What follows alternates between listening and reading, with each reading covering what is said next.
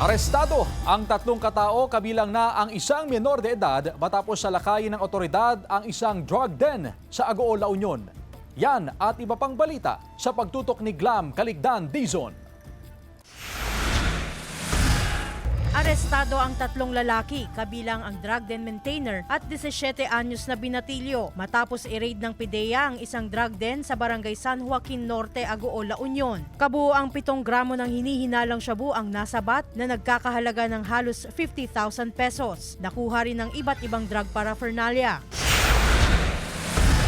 Timbog naman sa drug buy bust operation sa San Fernando City, La Union ang 25 anyos na lalaki na isang veterinary technician. Ang suspect na si alias John ay kabilang daw sa high value target ng PIDEA. Nakuha sa kanya ang 1 gramo ng shabu na nagkakahalaga ng 6,800 pesos. Kumpiskado rin sa operasyon ang ginamit na budol at buy bust money. Sa barangay Pataw sa Bugay, Cagayan, nasa kote naman ang 40 anyos na lalaking dating barangay tanod.